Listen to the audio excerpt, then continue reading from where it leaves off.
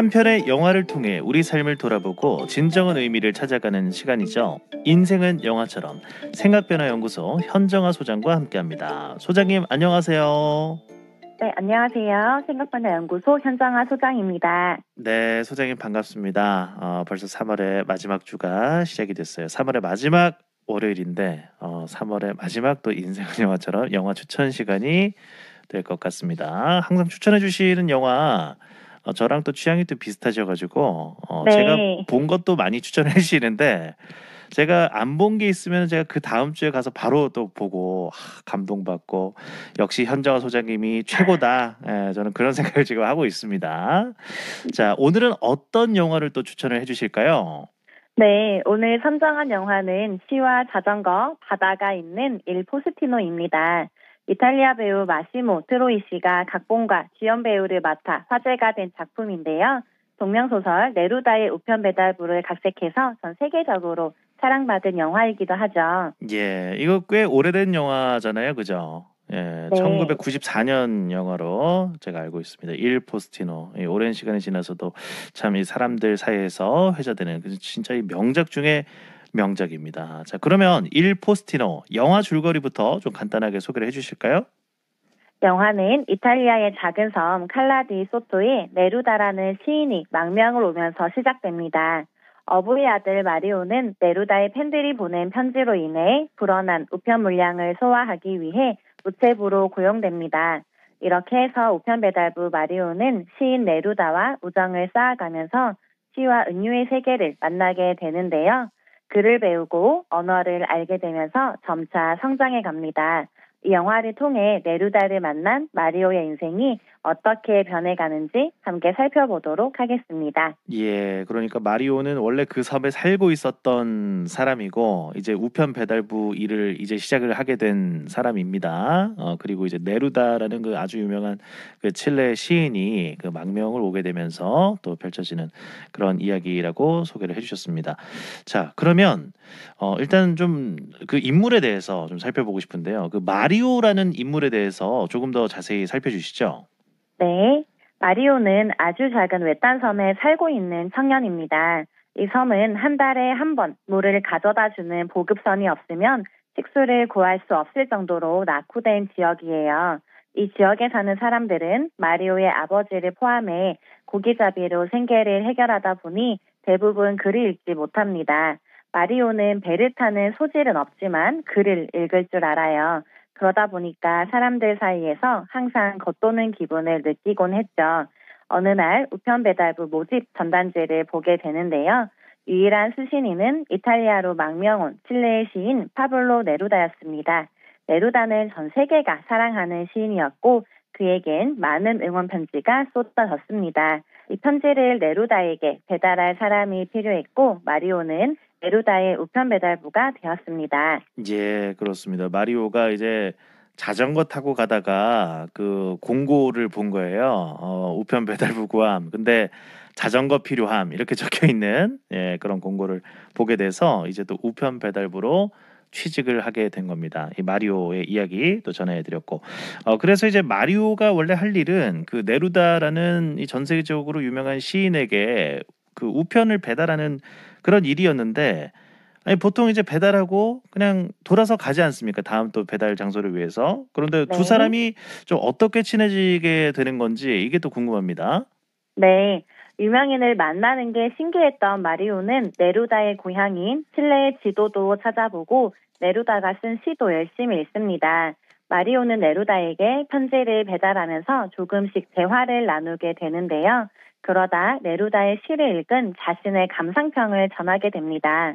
인간으로 살아가는 것에 지친다. 그 구절이 참 마음에 들어요. 저도 그런 생각을 하는데 표현을 못했거든요. 이렇게 마리오는 네루다와 대화를 하면서 언어를 배우고 시를 배우고 은유를 배웁니다. 예, 이 영화 속에서 또 이 네루다는 시인답게 또 평소에 말을 할 때도 굉장히 시적입니다. 그래서 또 유난히 이 영화에 명대사가 참 많이 등장을 하는데, 그 중에서도 이 네루다가 마리오에게 시의 은유를 설명하는 장면이 굉장히 또 유명하잖아요. 맞습니다. 평생을 섬마을에서 자라온 마리오에게 바다는 벗어나고 싶은 곳이었습니다. 하지만 시인인 네루다의 눈에는 이곳의 바다는 아름답게 보이죠. 바다를 보면서 아름답다고 말하는 네루다에게 마리오는 그게 진심이냐고 묻습니다. 네루다는 바다의 아름다움을 만끽하면서 아름다운 한 편의 시로 승화시키죠. 마리오는 그의 시를 듣고 아름다움에 취해 자기도 모르게 이런 표현을 합니다. 단어가 왔다 갔다 하는 것 같았어요. 파도처럼 말이지? 맞아요, 파도처럼요. 마치 배가 단어들로 이리저리 튕겨지는 느낌이었다고요. 방금 자네가 한 말이 무엇인지 아는가? 은유라는 거야. 예. 그러니까 또 마리오가 그 은유라고 하니까 그게 뭐예요? 이런 식으로 이제 물어보는 장면도 저는 떠오릅니다. 예. 네. 그러니까 이제 뭐 그 네루다라는 시인이 더 이제 추가 설명을 해주는 그런 장면들도 굉장히 또 유명한 장면입니다. 참 이 마리오가 그래서 이제 처음에는 글도 읽을 줄은 알았지만 좀 천천히 읽고 좀 느리게 읽는 그런 캐릭터인데 이 네루다라는 시인과 이렇게 우정을 나누면서 시라는 게 어떤 건지 조금씩 좀 알아가는 그런 과정이에요. 그렇죠? 네, 그렇습니다. 마리오는 네루다와 시를 통해 아름다움에 눈을 뜨게 된 거죠. 그러던 어느 날 마리오에게 사랑이 찾아옵니다. 마을에서 가장 아름다운 베아트리체를 만나고 사랑에 빠지게 되는데요. 마음이 설레고 불안한 마리오는 사랑이라는 병을 영원히 앓고 싶습니다. 그런 마음을 네루다에게 고백하는데요. 저 사랑에 빠졌어요. 하지만 낫고 싶지 않아요. 계속 아프고 싶어요. 라고 고백을 하죠. 예, 맞습니다.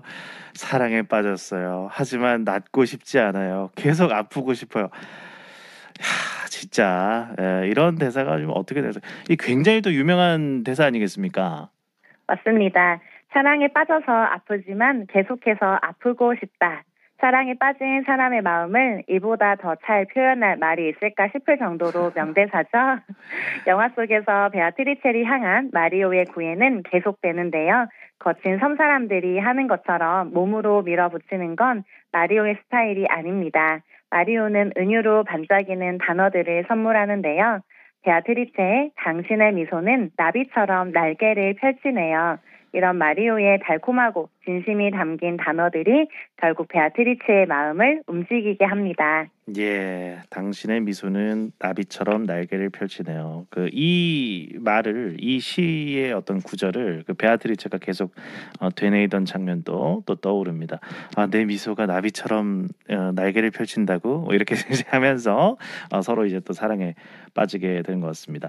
자, 그래서 결국 마리오하고 이 베아트리체의 어떤 사랑의 결실이 또 영화 속에서 또 그려지지 않습니까? 또 결혼에 또 성공을 하죠. 그렇습니다. 마리오와 베아트리체는 서로의 마음을 확인하고 결혼을 하게 되는데요. 네루다는 두 사람을 위해 기꺼이 주례를 서줍니다. 그리고 네루다에게도 다시 고국으로 돌아갈 수 있게 됐다는 기쁜 소식이 들려오게 되는데요. 이 소식을 들은 마리오는 자기 일처럼 기뻐합니다. 네루다 역시 순박한 청년 마리오와의 헤어짐을 아쉬워하죠. 그렇게 두 사람은 헤어지게 되고 시간이 흘러 네루다에게 편지가 왔습니다. 남은 짐을 보내달라는 부탁을 한 편지였는데요. 짐 정리를 하던 마리오는 네루다와의 추억이 깃든 녹음기를 보고 자신이 살고 있는 섬의 바닷소리, 바람소리, 베아트리체의 뱃속, 아기의 발소리 등을 녹음합니다. 이 장면은 한 편의 시처럼 멋진데요. 이렇게 녹음한 테이프는 5년 뒤 네루다에게 전해집니다. 영화의 결말은 슬프면서도 아름다운데요. 직접 보실 것을 권해드려요. 예, 뭐 영화를 보신 분들은 또 기억을 하실지 모르겠지만 영화 결말 자체가 뭐 단순한 그런 또 해피 엔딩 뭐 이런 거는 아니었습니다. 그런데 또 영화의 결말과 관련해 가지고 이 영화에 또 숨겨진 이야기가 있다고 들었어요. 이것도 좀 소개를 해주시죠. 네, 이 영화 뒤에는 마리오를 연기한 배우 마시모 트로이 씨의 뜨거운 열정이 숨겨져 있습니다. 그는 평생을 심장질환에 시달렸다고 하는데요. 상황이 악화되어서 긴급 수술이 필요하게 된 상황에서도 계속 영화 촬영에 몰두했다고 해요.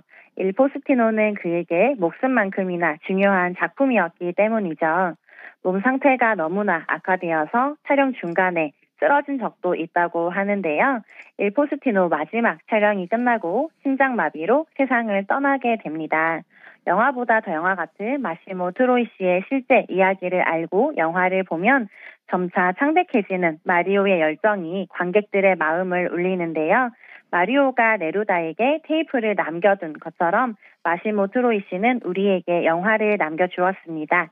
아름다운 이탈리아의 바닷길과 자전거를 타며 웃는 마리오를 이번 주에 영화에서 직접 만나보시면 좋겠습니다. 예, 그렇습니다. 오늘 인생은 영화처럼에서 또 소개를 해주신 영화 일 포스티노였습니다. 제목을 기억을 하셨다가 또 나중에 또 감상을 하시면 참 좋을 것 같습니다. 자, 지금까지 생각변화연구소 현정아 소장과 함께했습니다. 소장님 오늘 말씀도 대단히 고맙습니다. 네, 감사합니다.